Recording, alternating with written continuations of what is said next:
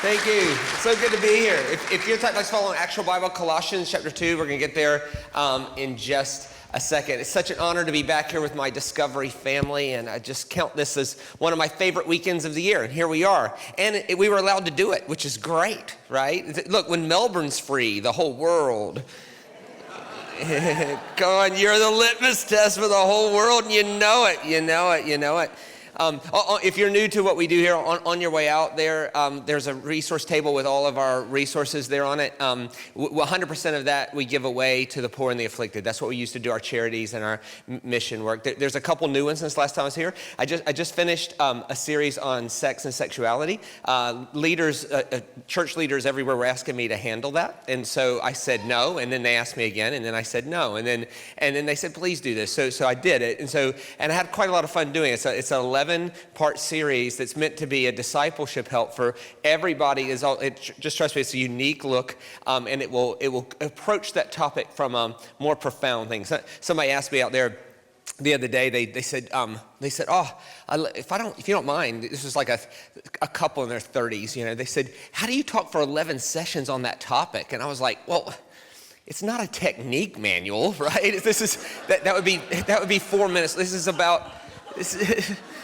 about spirituality and sexuality and how we develop, and it's just better than that. So you could pick that up out there. I also just finished. I went back and I completed my Revelation series, and so I've been so embarrassed by the stuff I've seen people put on the internet about Revelation. I just couldn't cope, and so I had to finish it, and I did so by looking specifically at the letters to 7 churches, and that's out there, and that will answer the question: where must the church go from here? All right. So if you're interested in that, all that stuff is out there. It's so good to be with my friends. Now, we have a large part of our Discovery family joining us online today, and so give me a second. I want to say hello to them.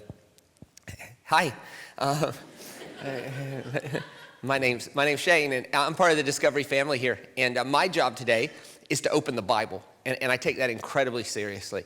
And so anytime we do that, we want to ask a few questions. What happened? And then more importantly, what's happening in us right now because of what happened? And anytime I do that, I want a few things to happen. I want Jesus to get bigger, the cross to work better, the resurrection to be central, and scriptures to get bigger, not smaller. I really hope that is your experience today in your living room or bedroom, wherever you might be watching this, maybe with a small group in your living room. Whatever the case may be, I hope that's your experience there, as well as the people here who have joined us live. Because when we engage things that are life-giving like this, it should make a profound difference. And to Matt and Jody, you're my good friends. I hope you all feel better soon. And just to let you know, Doug and Mel, I had one of the most amazing conversations over the best beef brisket imaginable last night. And so they did such a good job. I just count all my conversations with my Discovery family so meaningful. But for you guys,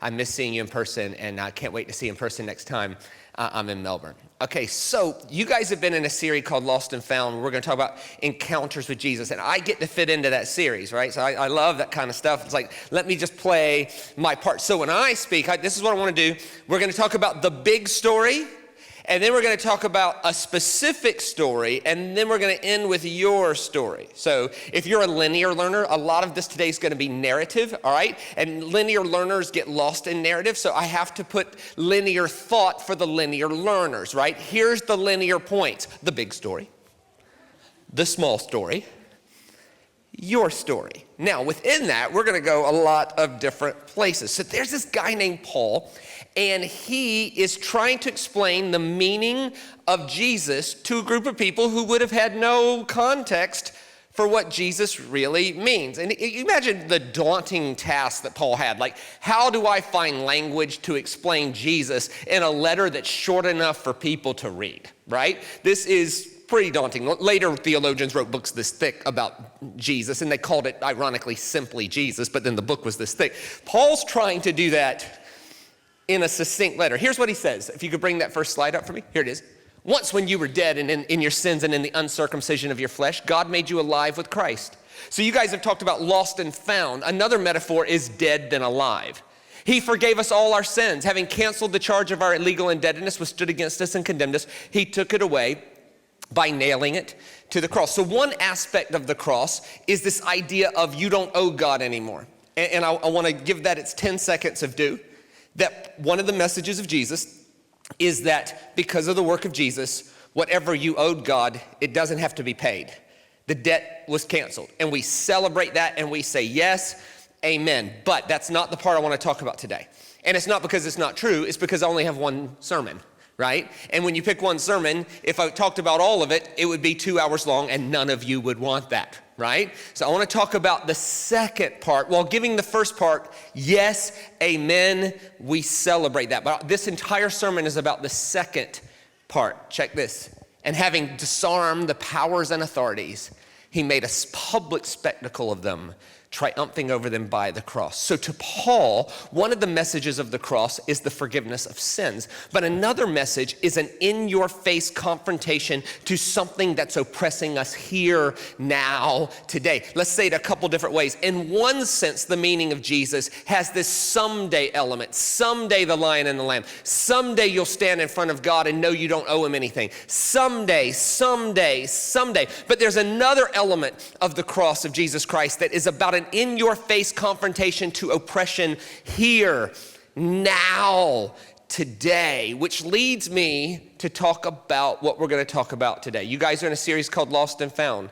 And I want to talk about some of the metaphors around that word that makes sense in terms of how we approach encounters with Jesus. For today, I want to talk about the relationship between hope and suffering, and how when Jesus encountered situations, it wasn't primarily to get people to go to heaven when they die. It was Jesus intentionally bringing heaven to every place he sees hell here. And that matters here, now, today. So the big story. This is the book of Exodus. There's a group of slaves who've known nothing but slavery for over 400 years. And God gets sick of their suffering and chooses to do something about it. Here's what he says. Next slide.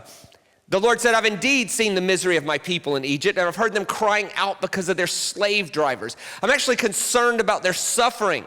So I'm going to come down and rescue them from the hand of the Egyptians, and to bring them up out of that land to a good and spacious land. As far as I know, this is one of the first uses in the whole Bible of the word salvation. It gets translated rescue. You could easily translate that, I'm going to come down and save them. I'm going to come down there and rescue them. I'm going to come down there and deliver them. But the idea in this story is not the forgiveness of sins. It is God is tired of something or someone oppressing your life here, now, today, and he is going to do something about it. So in one sense, salvation is someday. In another sense, salvation is here, now, today. And we all embrace both sides. But this specific use of the word salvation has to do with here, now, today. Now, to understand this, we have to go backwards. There's a scripture in the book of Genesis, chapter 2, that is really, really strange, but it provides the imagery framework for what we're going to talk about. Because remember this, words don't matter. How we imagine words working matters, right? So there's a way to say something true that can create a not true imagination of how that word works. I'll give you an example. I'm going to say something true. It will definitely be true, but it will definitely create a not true picture, right? Here it is, ready? Jesus is your judge. And one day you're going to stand in front of Jesus and he's going to judge you. True.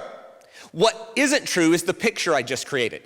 For almost everybody in this room, judging by the demographic, when I say Jesus is your judge, we picture a courtroom in heaven where Jesus examines our life. And in some pictures, when I was 7 years old, my Sunday school teacher told me that one day I was going to stand in front of Jesus and he was going to put my whole life on a giant movie screen for everybody to see. Is anybody familiar with that sort of fear tactic? It's actually called, there's a word for it, child abuse, right? And so they told us, they said, listen, hey, you're not getting away with anything. One day, Jesus is going to be in heaven. He's going to take your whole life and put it on a big old movie screen. Now, which leads me to all kinds of questions like, what mentally healthy person would ever want a relationship with someone who premeditatedly and intentionally tells you they're going to shame you in front of everybody? That's one. What was wrong with us to say yes to that? What was wrong with us, we were 7 and we were terrified. That was what was wrong with us. Secondly, how boring can you make heaven?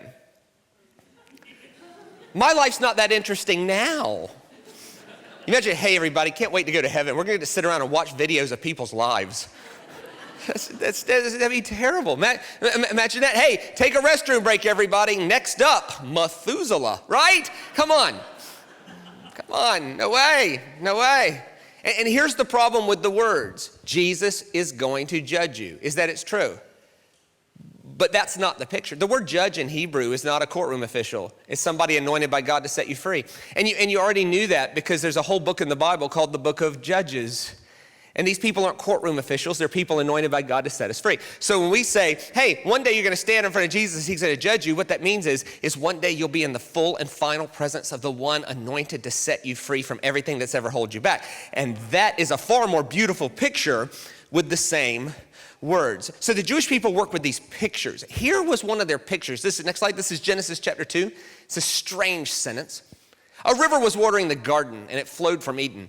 And from there it separated into 4 headwaters. The name of the first was called Pishon, and it winds through the entire land of Havilah, where there's gold, and the gold was perfect. What a strange sentence. Like, that's just odd. Except for, so let's break it down. So there's a river called Pishon. Pishon in Hebrew is a strange word. It can mean several things. And don't be afraid of that. Ancient Hebrew only had 8,000 words. We have like 200,000 words. Like words had to mean all kinds of different things. The word Pishon means hope, or it can mean surprise. The pictures of Pishon are more like, okay, we thought something was dead and it's rumbling with life. Like if a volcano was extinct and suddenly it started rumbling, it'd be like Pishon. You could say resurrection. They didn't really have a word for resurrection. Why? Because in their experience, dead people stay dead. They don't have a word for rocket ships either, right? They don't have a word for cocaine. Like there was no such thing as those things. And so when things happen, you have to invent words to go, okay, that's what that is. And so in Hebrew, the root word for resurrection and the root word for surprise are the same word. And that makes sense. Like if I died today and you came to my funeral on Wednesday and I showed up here next Sunday, surprise sort of covers it, right? So Pishon means hope or surprise or resurrection or something looked dead and it's got life. Like it's that. Let's go with hope. So there's a river called Hope, and it's winding through the entire land of Havilah. Havilah is a simpler word. It means suffering. So in Genesis chapter 2, it says there's a river called Hope, and it's winding through the land of suffering. The problem is how do you know when you found the river of hope? Because there's a lot of river in the land of suffering. There's a river called give up, a river called sell out, a river called compromise, a river called make matters worse. You don't want those rivers. You want the river of hope. And so the writer says, and you can know you found the river of hope because there's perfect gold in the riverbed. Now, next slide. Let's walk through these words for a second, right? So you've got Pishon. Next one, yep, which means hope. Havilah is suffering. And then you got the word gold. Ancient Hebrew was all pictures. So every Hebrew letter is a picture. Every Hebrew word's a comic strip. The pictures in the word gold is an eyeball, a man harvesting supply, and then a house or a house of God. So when an ancient Hebrew person read the word gold, they read, behold, the one who brings the substance for survival, brings it to us in the house of God. But wait, there's more. There's a bit of a science to this. I had a scientist in Perth actually do this for me to show me how it worked. If you take perfect gold, not just normal gold, perfect gold, and you put it in a colloidal suspension in water, all it takes is 1 part of gold to 100,000 parts of water to turn all of it blood red. It looks like a blood sample. He did it for me. I used to carry it around with me. And if I was going to minister on this, I'd stand at the door and say, hey, welcome to church. Hey, you picked a good day to be here. And eventually somebody would go, why are you carrying your blood sample around? It looks exactly like a blood sample, but all it was a colloidal suspension of 1 part of perfect gold to 100. He was telling me it's how they make stained glass, because once you get red, you can then mix things but that's how they do it. So think about it. If the river of hope found in the land of suffering, has perfect gold in the riverbed, what color would that river have been? Red. It would have been a red river or a river of blood. Let's summarize the big story. Next slide. So there's a river called Hope, and it's winding through the entire land of suffering because behold, the one who brings us substance for survival brings it to us in the house of God through a river of blood. So to the Jewish people, if water turned to blood, or if water turned red, it meant we're in the land of suffering, but hope's fixing to flow through it. Fast forward to Egypt. I've indeed seen the misery of my people in Egypt. I've heard them crying out because of their slave drivers. I'm concerned about their suffering, their Havilah. So I'm going to come down and rescue them. Think through, you guys all went to Sunday school? Think through your plagues. What was the first plague? All the water turns to, to the Egyptians, that was a curse, obviously. But to the Hebrew people, there would have been a buzz in the camp. Hey, did you hear? Hey, the water's turning red. We might be in the land of suffering now, but hope's fixing to flow. Moses gets them out of Egypt into the free, spacious land by walking through the red water. Hope flows through suffering. I've seen the Red Sea. It's blue. What's happening there? The author's saying, hey, this is new beginnings, fresh starts. This is when God walks you out of suffering. That's called Red Sea. He gets them across into the Sinai Peninsula. Water starts coming out of a rock. He disappears. They panic for good reason. Their leader disappears. There's no pagers. There's no cell phones. They don't know where he went. They don't know if a mountain lion ate him. They don't know any of this. They just know desert tribal people are surrounding them, and they have their gods, and there's no God there to protect them. And so what they do is they build an image of their God. They're not building another God. They're building an image of their God so that these tribal people don't think we can mess with you. Moses comes down off the mountain. He sees what they've done, and he loses the plot, which was common for Moses. He loses the plot, and he beats the gold cow down into powder, and he makes them throw the gold into the water coming out of the rock, and he makes them drink it for the remission of their sins. Well, if you take the gold and put it in the water, what happens? It turns red. Hope flows through suffering. This is even in nature. I've never seen a childbirth, right? I don't have any children. I've never witnessed something. My understanding is it's a pretty hectic thing, right? It's hectic getting a child from in here to out here. Everything I know about childbirth I learned on the internet, which is where you get all your information, right? And don't act like you don't. But according to the internet, and please, if you're a woman who's given birth, forgive me, and especially if you're an OBGYN, if you're a physician, if I get this wrong, please read through this to the meaning, okay? Essentially, what it appears to happen is this woman is very pregnant, and she is fixing to enter into her time to give birth. And so the first thing that happens is her water breaks. And she'll go something like, oh, my water broke, right? And then when that happens, she enters into a time of suffering, or labor. And in labor, what two liquids mix? Blood and water. So in the greatest suffering a woman might ever know, out comes a bundle of joy. And that bundle of joy so outweighs the suffering that women choose to do that over and over and over and over again. I had a lady tell me one time, kidney stones are no big deal. Try giving birth. I'm like, if I could be the lawyer for the kidney stone for a second. No, nobody signs up for kidney stones twice. Women come through hope and suffering. It's just there in our, hey, there's this guy named Jesus, and he stands up on the temple steps during the Feast of Tabernacles in something called the wine and water ceremony, where they were just basically taking pitchers of wine and pitchers of water and pouring it on the altar until the spout overflowed, and then the wine and water would flow down and mix between the people. And what does Jesus do? He stands and says, I am the living water. In other words, the hope that's supposed to flow through suffering that the temple's been promising for years but failed to deliver, I am here to save the day. Hope flows through suffering. Later, he goes to a wedding in Cana and performs his first miracle. Think about Jesus' first miracle. What was it? He turned all the water into wine. What was his point? Was his point to provide adult beverages for the party? No, all the Melbourneites say, yes, of course, we love our wine, right? No, it's like, what? No, wait. He's in the middle of oppressed people being held captive by Roman occupation, and without being treasonous in a way that would get him in trouble, he does something only the audience would understand. He turns all the water red. To a Jewish audience, that would be like, water's turning red. Hang on. Hope is fixing to flow in our suffering. Years later, Jesus ends up on a cross. It was a pretty bad day. What happened is he walked a very far way, and then they ate the biggest meal of the year, 4 hours long with 4 glasses of wine. He, at that point, chooses to start a prayer meeting, which you have to question his timing on that. People have walked all day. It's 10:30 at night, and they've already had 4 glasses of wine, and he's like, why can't you stay awake? They're like, are you serious, right?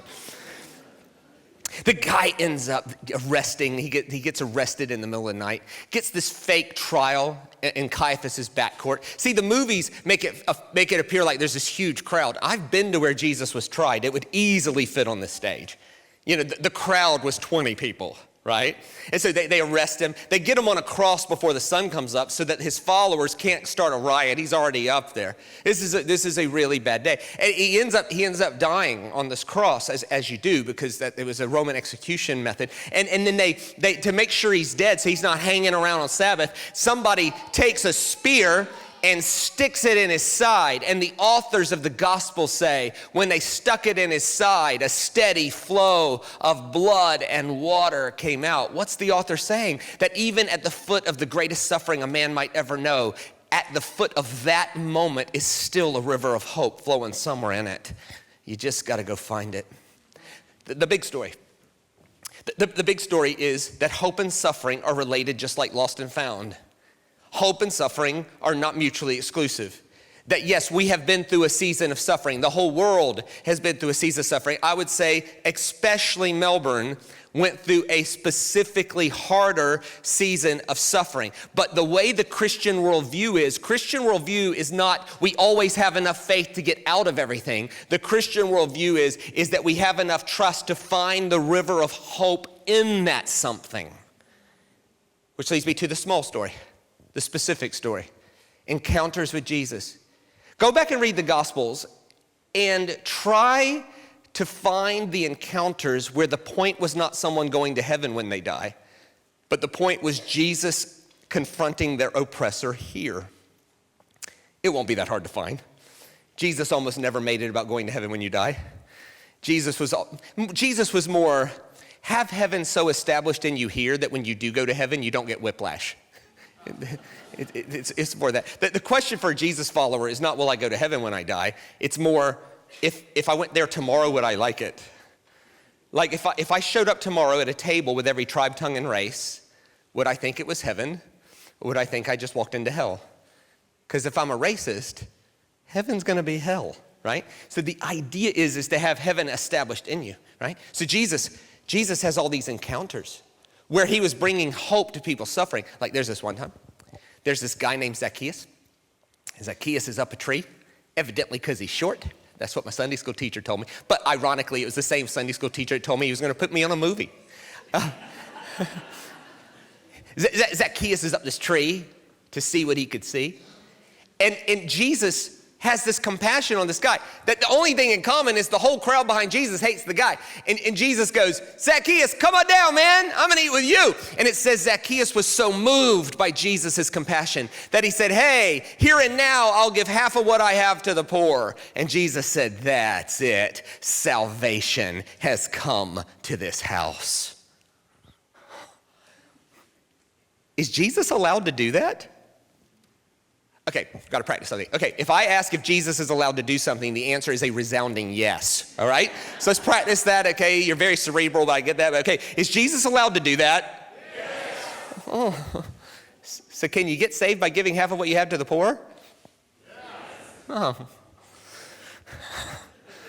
Oh my goodness. Like, what's going on there? Well, think about it. What was the only way for Zacchaeus to be saved in the first century? Temple ritual. Who's not allowed in the temple? Tax collectors.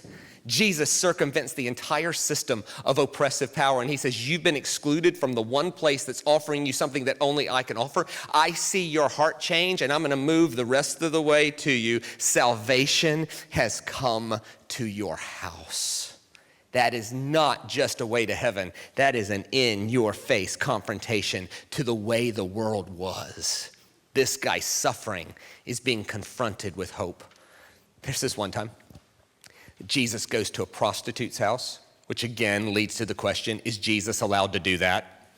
Yes. And what was going on at a prostitute's house in the first century?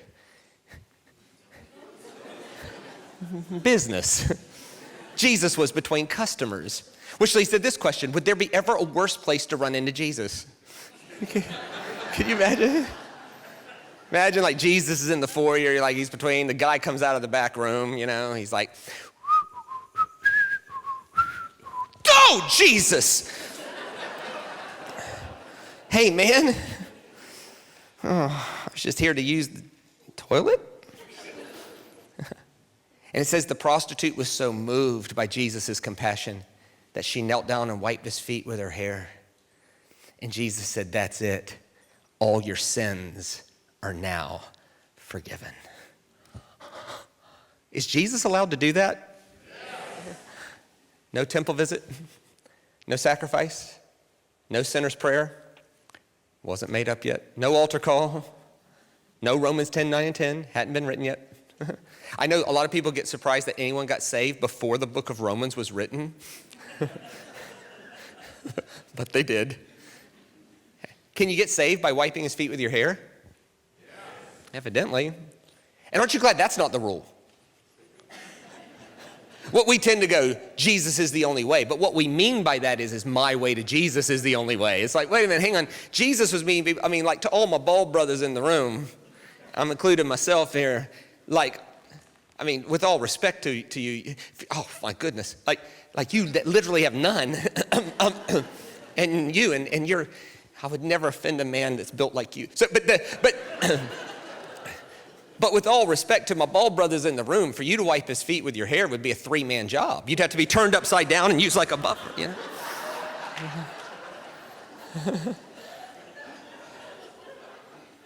What was the only way to be saved in the first century for her? Temple ritual. Who's not allowed in the temple? Prostitutes. Jesus circumvents the entire system of oppressive power. He sees her heart change and he goes, I'm meeting you the rest of the way. There is hope for your suffering. These encounters were not simply a way to heaven when they die, although we celebrate that.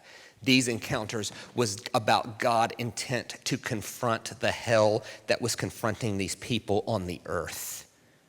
This wasn't just freedom from heaven, from hell into heaven later, although we celebrate that.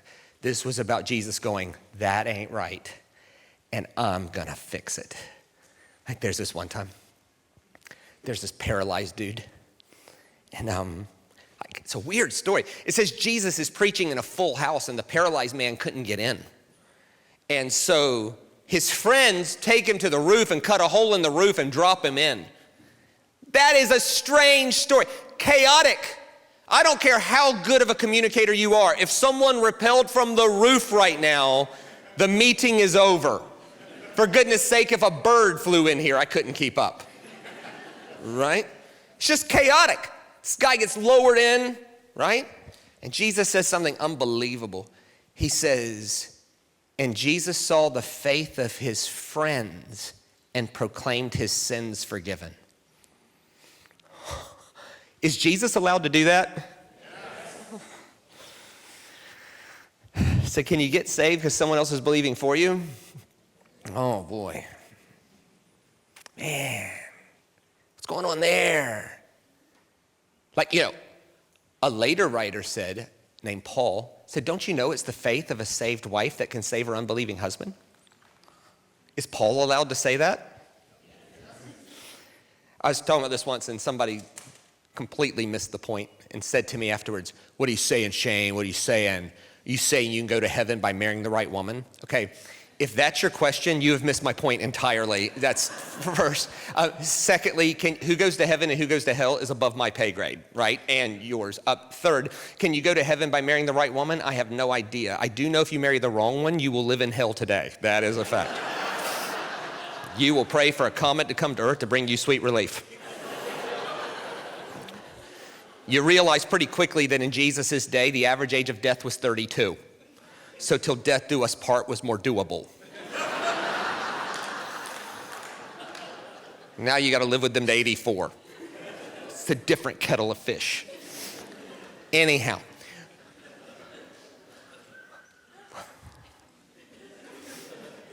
What was the only way to be saved in the first century?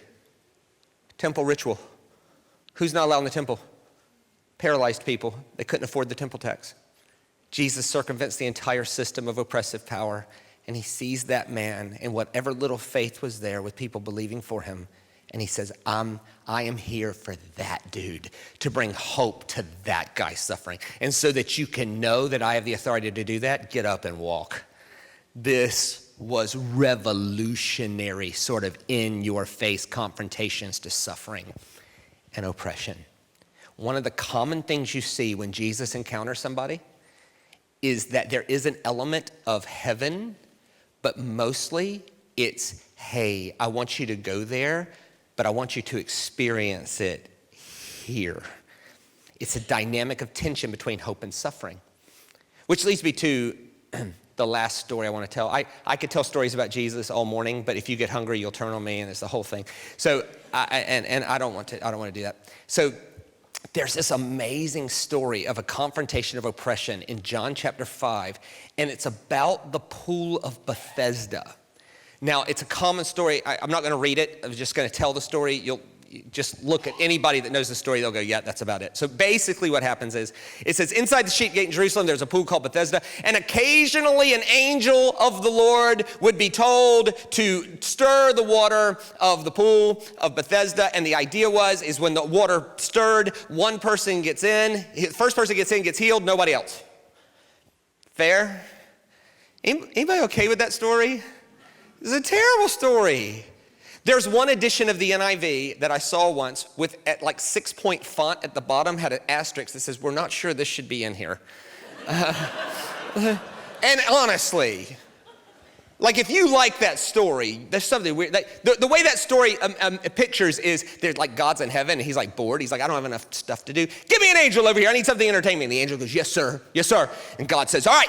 Now, only when I tell you, and only when I tell you, you see that water down there? Yes, sir. I want you to take your finger and stir the water. And here's what we're going to do. The first person in gets healed, nobody else. What we'll do is we'll successfully create a race amongst the afflicted, because nothing gets my God heart beating like a bunch of crippled people trying to move fast. This is going to be frankly awesome. And there's this like bookie in heaven going 20 to win 80, 20 to win 80, 300 to 1 on that. That guy's got no legs, 1,000 to 1.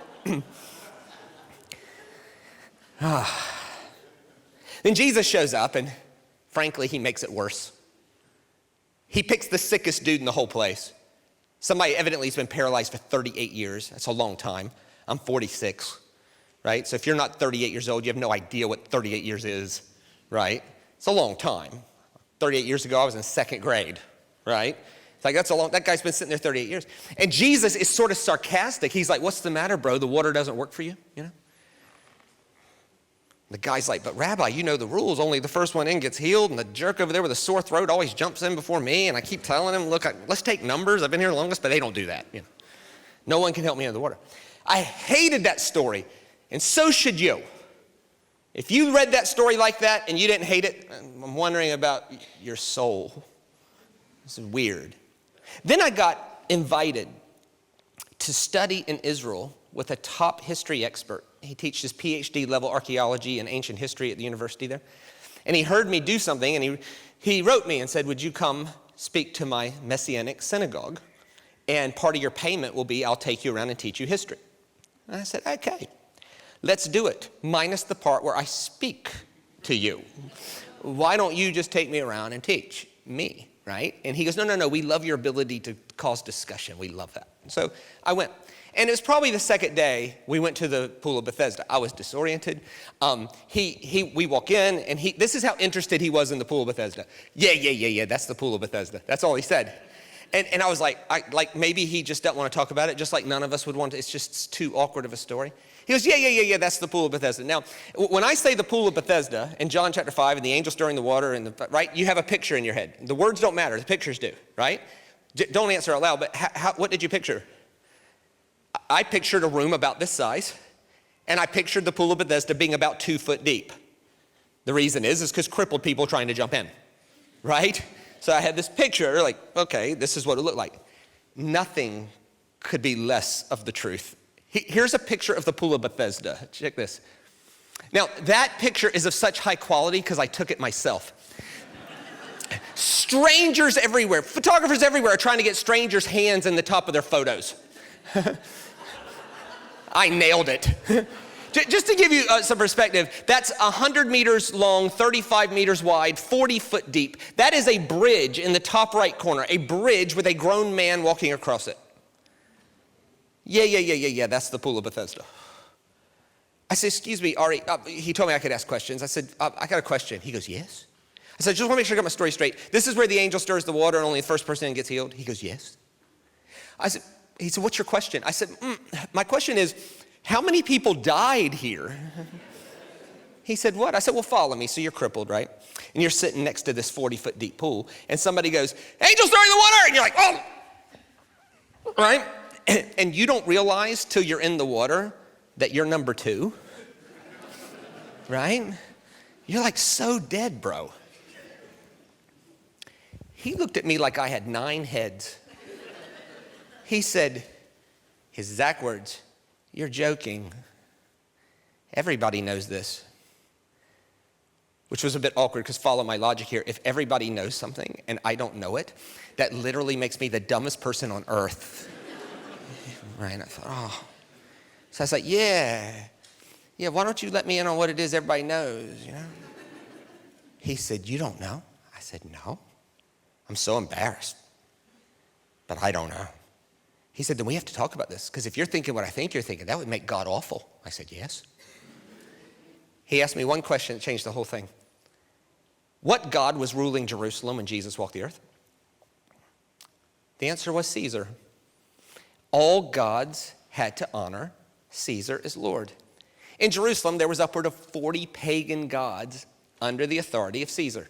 There was Attis, Adonis, Horus, Mithra, Amun-Ra in the south, the goat god Pan in the north, Serapis.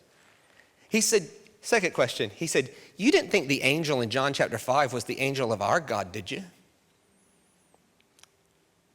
I was like, well, it had crossed my mind, you know. He said, no way. He was like in angst now. No way, Shane. Are there people in this world that thinks John chapter 5 is about Jehovah? I said, there's a few. Mostly Kiwis, mostly this flipping New Zealanders, you know. Gosh. I said, man, you got to tell me the story. He said, no, man. He said, where you're standing is the ruins of the temple of Serapis. He said, Bethesda was a pagan place. It was the epicenter of the worship of the Greek god of healing, Serapis. And he said, what you're looking at, that big pool you're seeing right there, it was its front yard. And it was beautiful, but it would overflow at times. And the problem with it is it was at a high point, so it would cause a water problem. So the Roman officials said, you got to fix your water problem. So what they did to fix the water problem is they built a second pool on the outside of the temple that was like a flood catchment or a flood retardant, right? It was like it would deter the floods. And so when the big pool got too big, remember, no one could see the big pool. There was a big building in front of it. They would just simply pull a lever and it would move water from the big pool to the small pool underneath the temple. And he said, now think about that. When you move water from the big pool to the small pool, what's going to happen to the water in the small pool? It's going to stir. And he said, so the Roman officials said to the priest of Serapis, let's tell the people that that's the angel of Serapis stirring the water. And Serapis is the god of healing. And if they pay a fee, they can sit closest to the water, and the first one in will get healed and no one else, right? And so the priest of Serapis said, that's fine. The problem is no one's going to actually get healed. And what they did is they used a plant, someone that was already healed, pretending to be sick. They let him know when the thing was going to happen. He was always the first in the water. He walked up whole, which only exacerbated the myth that this was working. Bethesda in John chapter 5 was the systemic oppression from Roman governors and Serapis priests on the poor, the afflicted, the lame, the sick. This was a systemic oppression. Now I can preach it. So Jesus walks in. And he finds the sickest dude in the whole place. And he's like, what's the matter? The water doesn't work for you? And the guy's like, Rabbi, you know the rules. I can't ever get in first. The guy with sore throat always jumps in. And then Jesus, without the help of stirred water, heals that guy, essentially confronting the entire system. Like, you can sit around here and pay for a fake healing for the rest of your life, or you can realize the God I finally and fully reveal does not charge people for healing. He heals because he's a healer. This is an in-your-face confrontation. I have a picture of the small pool. All I did was turn around. That's all I did, turn around. Took a picture of this. That's the small pool. It's about what I pictured. It's a little bit bigger than this room. It's about 2 foot deep. It's got the columns there. You see where the shadow meets the yellow plaque there? You can't read it. And so I asked Ari, I said, listen, everybody knows this. Where do you read this? And he said, Shane, I've lived here my whole life. I've never considered till today that anyone thought John chapter 5, just based on the character of Jesus, would have thought that was Jehovah. And I said, right, but where do you... I'm with you, man. Like, but where do you read that? He said, look, it's just everywhere. And there's statues. It was just literally everywhere. It's even on a plaque in the middle of the pool. So I blew the plaque up for you. There it is. Now you can read it. It says Temple of Serapis. It's on a plaque in the middle of the pool. Everybody knows this. It gets worse. Next to the plaque was a billboard. Let me show you the billboard. Next slide. So this is the billboard. You can see where it says Bethesda at the top. It even quotes John chapter 5 next to it on the billboard. John chapter 5 quoted next to it. And where the pool of Bethesda, what does that say clearly in English? Pagan, medicinal baths. It's on a plaque next to a billboard. In the middle of the pool. Everybody knows this. Which leads me to this question. If we were wrong about Bethesda, what else could we be wrong about? Maybe we need to open more discussions about Jesus instead of shutting them down. Maybe there are histories that help explain these things quite a lot better. I asked him, I said, how many pastors walk by this billboard every year? He said, I don't know, 20,000? Then why have we never heard that? And Ari's answer was, when you start with your conclusion, you always find it. If you've always read it a certain way, it doesn't matter what's in front of you, you'll just keep seeing it that way. This was about Zacchaeus, the prostitute, the lame man, and the lame man at the pool of Bethesda. This was not simply about going to heaven one day. This was about Jesus encountering suffering with the biggest dose of hope possible. Now, the big story, the small story, now our story. I can get the band back up now. The best way to wrestle with these things is with questions. Great sermons aren't meant to be agreed with nor disagreed with. They're meant to be wrestled with for application. So let's wrestle for a second. Next slide. Here's a couple of questions. What is driving you that you need deliverance from? Like that thing. I'm not talking about going to heaven one day. I'm talking about the thing that reminds you could sing whatever song you want, but I'm still in charge. That thing. This is about that. This encounter with Jesus is not just about forgiveness and going to heaven, although we celebrate that. This is about Jesus' intent to set you free here. I think another question we have to ask is, what are we doing to help free others from their slavery? Where are we making a difference in the lives of orphans, marginalized, sick people, refugees, people who have been displaced? Where are we being that for them? But I think the main question I'd like to ask is this. Next slide. Where do you need salvation for your house today? Not someday, but here, now, today. In this sense, salvation isn't just about someday. Salvation is about here, now, today. So Lord, we quiet our soul and cancel the white noise of our week for a second and go, we yearn for salvation to come to our house today. Why don't you just take a second and name it? Name the slave driver. Lust, greed, anger, worry, a medical test, a medical condition. They're still trying to figure out what's going on. And you desperately need Jesus to invade your today. Lord, I pray that this place would be a dwelling place for your name. Compassionate, gracious, slow to anger, abounding in love, God. Would you minister salvation to us here, now, today? If you're here today and you've never trusted Jesus with your life, you can do that now. If you need words for that, you can say something like, Lord Jesus, I'm choosing today to put my trust in your version of my life story instead of the one I've been writing on my own. Would you look this way? For everybody online, I speak peace and grace and encouragement and tell you that there's blood in your water. That even if you're in the land of suffering now, there's a river called hope flowing somewhere in it. You just got to go find it.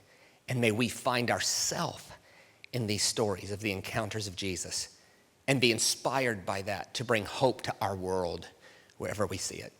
I'd like to take a second and invite you back tonight. We're putting on something special tonight, 5 o'clock. It's going to be a shorter service, so don't, I get it. It's 5. Listen, if you're here and you're over 40, I realize it takes an act of faith to do anything outside after 7. I get it. I'm 46. We don't do things outside after 7, right? Like, people ask me sometimes, hey, you want to go to a movie or something? I'm like, what time does it start? They're like 7:45. I'm like, what am I, an animal, right? If you're over 40, you start protracting your bedtime, right? I get it. If you put aside an hour and 15 minutes tonight, we got something special. I'm going to speak for a little bit, but then we're going to open it to a wide open discussion where people can bring good questions. Let me explain what a good question is. A good question is shortly stated, it is non-antagonistic, and it is mutually edifying. I do care about your Aunt Susie's mole behind her leg. I do. Just not tonight. The question needs to be, hey, I think everybody would benefit from knowing this. And so if you think about that in the afternoon, you can bring mutually edifying, non-antagonistic questions that we'll have an open discussion with. It'll be a great forum for discipleship and journey and curiosity, and it adds a bit of life to the thing. So come on back tonight. If it doesn't change your life, I'll personally pay you back whatever it costed you to come, right? So whatever they charge you for the ticket, I'll just give it back to you, right? So it's a very risk-free sort of thing, all right? Thanks so much for me to be a part of your life. I hope Jesus got bigger, the cross worked better, the resurrection is central, and Scripture's got bigger, not smaller for you today. Grace and peace. God bless.